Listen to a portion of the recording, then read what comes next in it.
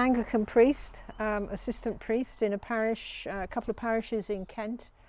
I help at a couple of churches there, and the rest of the time I'm out and about with the Shetlands. And how long ago did you take up carriage driving? Just about a year ago, but with these two as a pair, less than a year, about 10 months I think. What made you decide to drive in general? I understand you used to do riding. Yeah, my Connemara decided that he was going to drop me once too often, and Dougie here and my other Shetland, Bob, were just field ornaments, and they were getting naughtier and naughtier, so I thought it would be fun to have them broken to carriage drive. And where did you find your field ornaments, as you call them? Douglas came from a dealer in a village called Bethersden in Kent, and I had him, my friend had him originally, but I had two, and they'd just been weaned and brought over from the New Forest. And Billy, I fell in love with on the web, and he was on the show circuit as a stallion, but he's a not very fertile stallion, so he came off the show circuit and was broken to drive in Wales. What was your reasoning for putting Dougie and this guy together? He was with my other one as a pair to begin with, and they're not quite suited. He came down to Barry because of a trauma we had. He took off round the field twice. He wasn't quite clipped on, and I said to him, "Good boy, Billy," and he took off with the carriage behind him, and then was absolutely terrified. So I sent him down to Barry, brought my other two down, and it just happened that these two gelled. It was by accident. Yeah. I'm very lucky because he's slightly finer. He's 33.5 inches and he's 34 inches, but they seem to be more or less matched.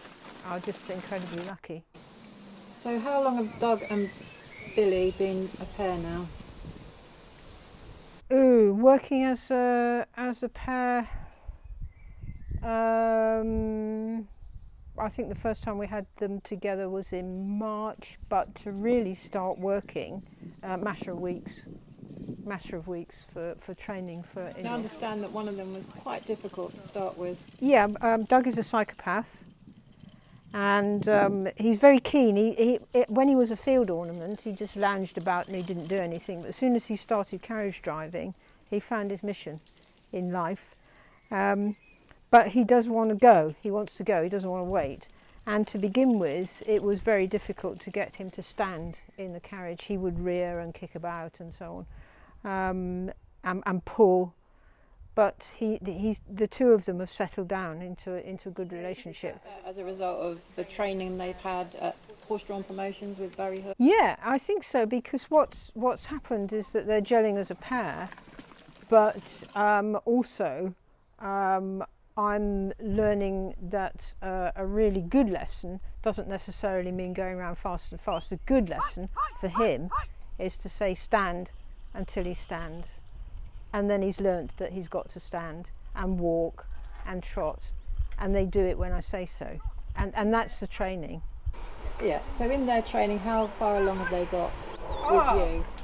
And how far have you got with them? I think we're working together as a team, and that's come within the past couple of weeks. Yeah, and also Doug was very stiff in the neck. He was much better, but as a team now, because of the training that Barry's put into them, they're working. They can move. They move as one.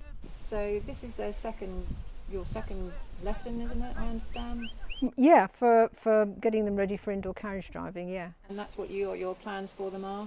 Yes, I belong to the Wheeled Harness Club, and they do inside out little events and so on, and I go take them out to give them experience on that. But they do find it quite hard. If we've been round on soft ground after the big horses, they found it quite hard.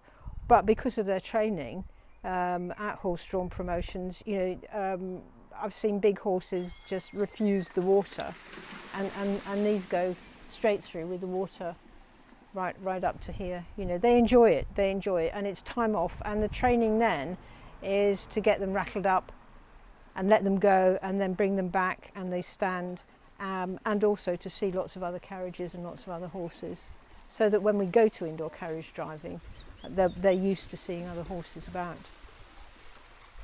So what's happening to them now? You've just had, I understand, a good day's lesson with them. Yeah, we've just done cones, and it's training for me as well, learning about the ideal pace to keep them at, to do a cones course at exactly the right time.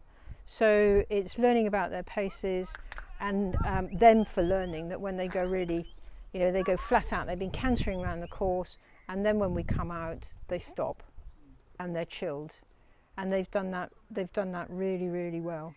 And for me, learning how to steer, certainly at speed with them, because they're only little, but they're very nippy. They're very nippy, and they can really go. And I think they do enjoy it. And with him, I've also noticed his head carriage is much better. He was, he started off right up, come on, let's go.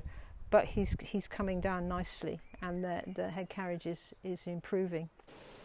So when do you think your first indoor will be? 20th of October. Oh, you've got the date. I've got the date, when we will launch ourselves onto the circuit. Well, very best of luck. Thank you very much.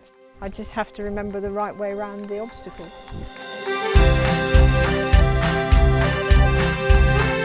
There's a smile on my face every time I hear that sound.